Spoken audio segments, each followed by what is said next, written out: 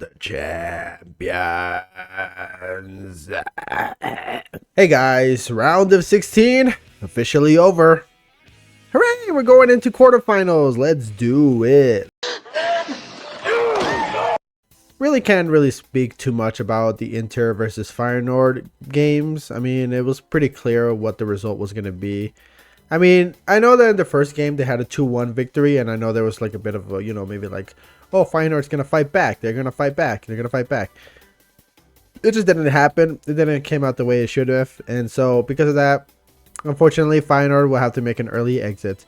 They already took down Milan, which was already impressive in itself, but unfortunately they cannot do it again against an Inter who is, for what it's worth, or for lack of a better term, better than Milan. So yeah, they got their butts handed to them. So sorry, Feyenoord, you're out of the tournament, and now they are no longer, well, I shouldn't say that yet because we do have one more Eredivisie team, but we'll get to that in a little second.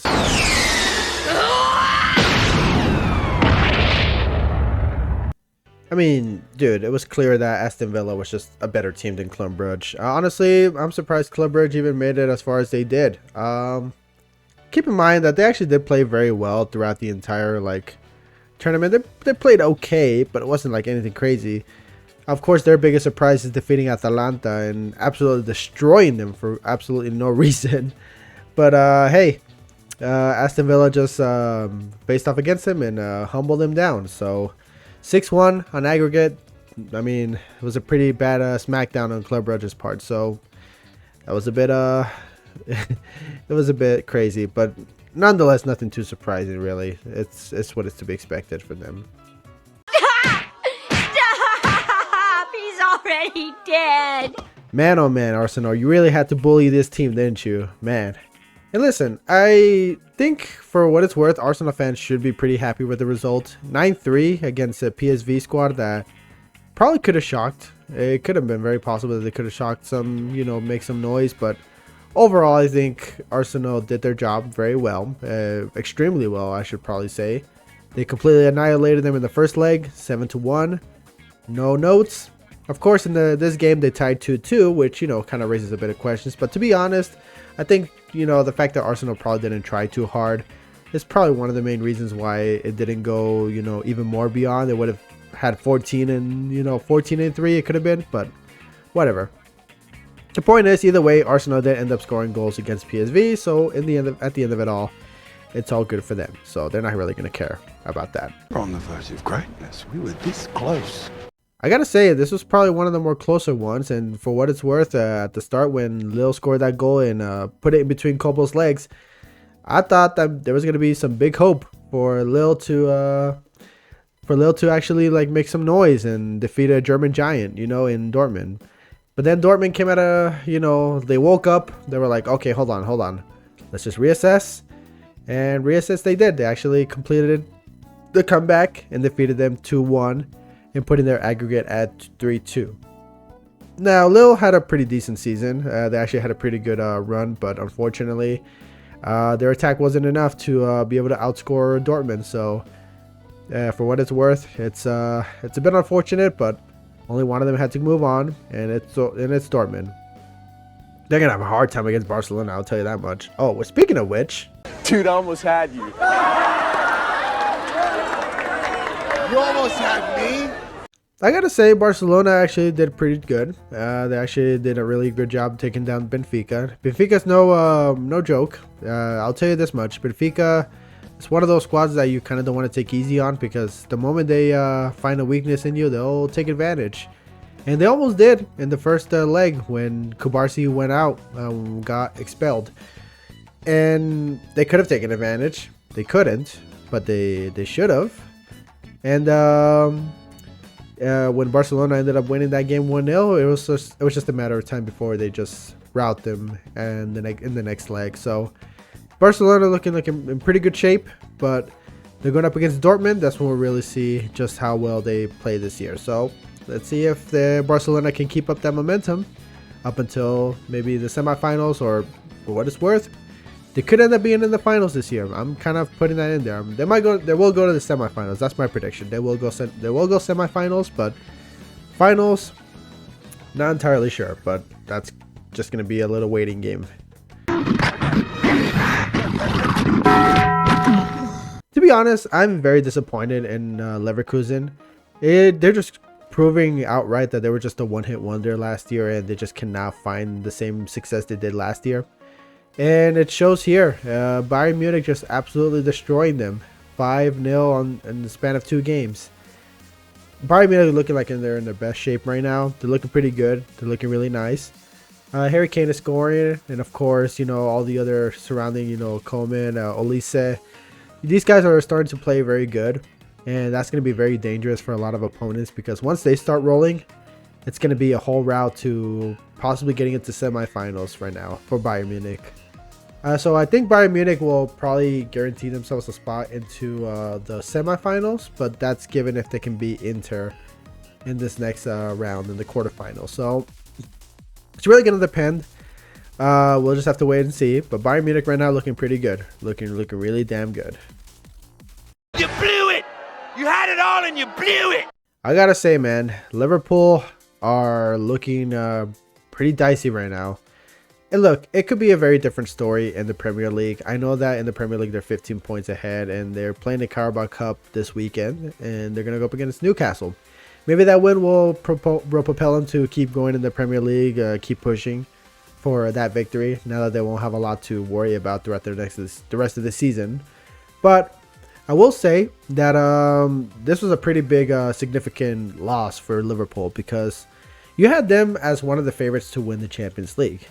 And you had that in the beginning when they literally won all their games in the group stage. But of course, in the group stage, that kind of doesn't really matter, because at the end of it all, your biggest performance should be in the knockout rounds. So PSG came out, and with their new changes, of course, adding Kvaratskhelia, and then having their midfield literally revamped from being a kind of like an old head, kind of like, you know, midfield, to now having a new young generation of midfielders that looks so good. You know, John Neves, you have Vitinha. These guys are looking really good in that midfield, and they showed. They really did show. They're looking really good.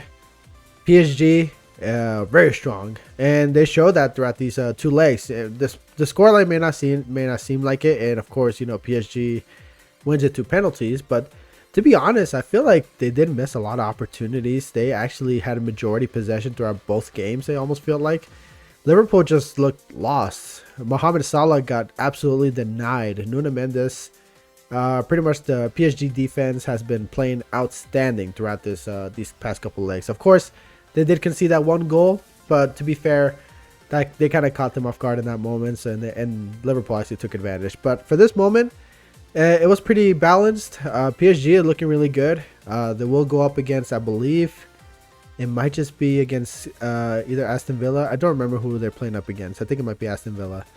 But PSG should be favorites to go into the semifinals. There's no question about that.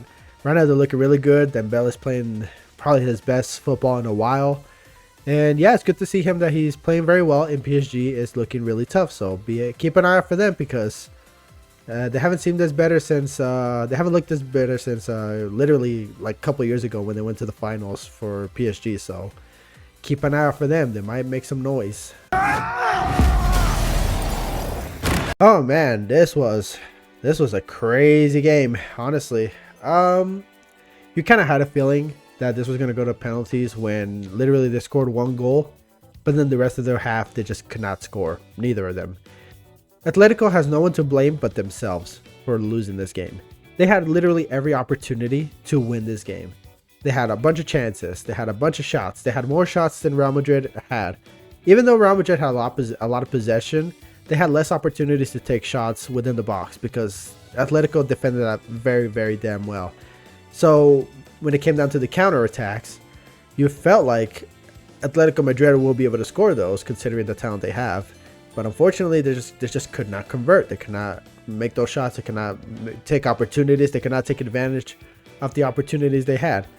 Just for comparison, I can just take a look right here on how many shots they took, right? 17 shots to 10. 8 shots on target, 3 shots on target for Real Madrid. Keep in mind that most of these came through the first half, and some of them did like pop up in the second half, of course. But with 62% possession for Real Madrid more passes and of course more accuracy and stuff like that. Like, it's insane to me how I look at this and I'm just like, well, yeah, they had Real Madrid had a lot of possession, but Atletico Madrid had so many chances. It's insane. And they only converted one, and that was in the first 30 seconds of the match. And then for the rest of the match, including extra time, they could not convert for the life of them. And keep in mind that this is also including the fact that Vinicius could have scored the penalty and he didn't. He missed the penalty.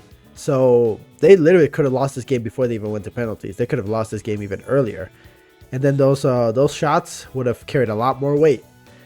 But let's put that aside for now, because now let's talk about a little bit about the penalties. So, as you know, there is a bit of a controversy going on with the penalties. So, as you know, in the second penalty for Atletico Madrid, Julian Alvarez shot the ball.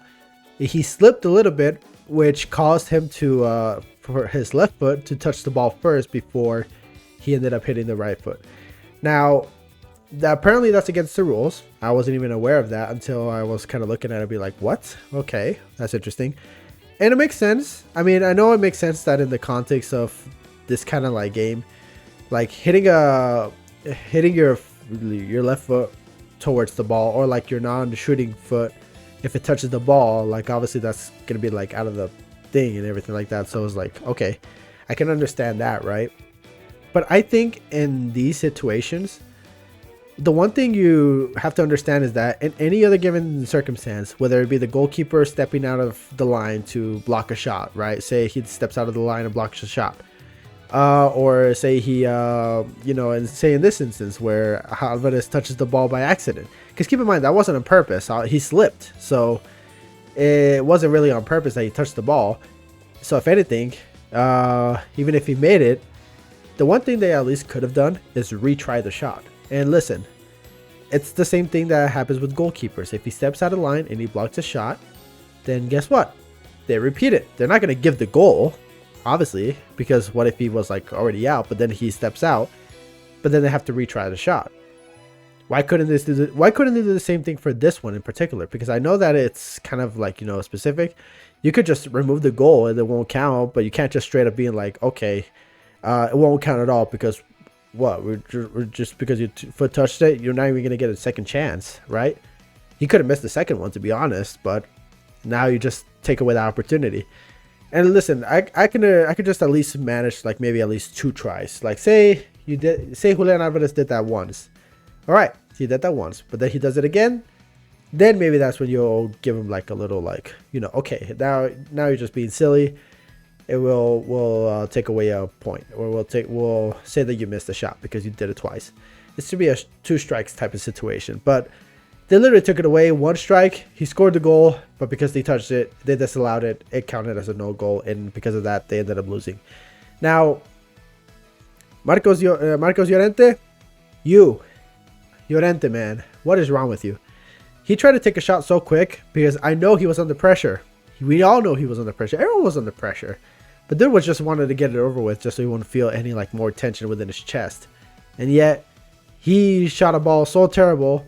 He literally hit the crossbar, went out, and because of that, they ended up losing. Especially after the fact that Lucas Vazquez ended up messing up a goal kick too. So it's insane to me that Llorente felt the need to rush his penalty when that's literally the last thing you should ever try to do against anybody, or at least in any circumstance, because you know that if you rush a penalty, you're less likely to make the shot because you're too hasty.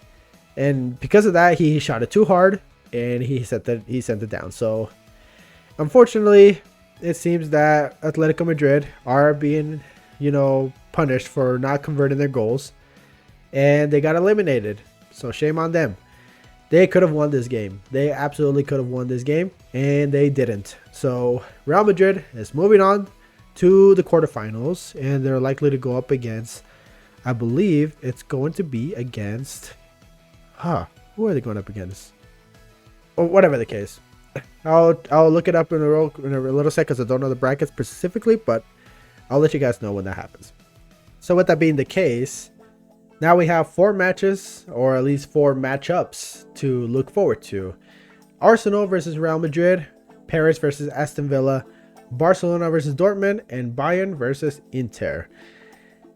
Here are my predictions for each of those games. Arsenal versus Real Madrid. I honestly don't see Arsenal winning against Real Madrid, especially now that Real Madrid has finally found their footing within, their team. Adding Mbappe was a bit rough at the beginning, but now that you've gotten accustomed to how he plays and how he rolls, pretty sure they're going to be, it's going to be difficult for Arsenal. And Arsenal has been struggling as of late. I know they won their PSV game again, like by a lot. They won it comfortably. But this is probably going to be one of the most uncomfortable games they'll ever have to play. So good luck to them, I suppose.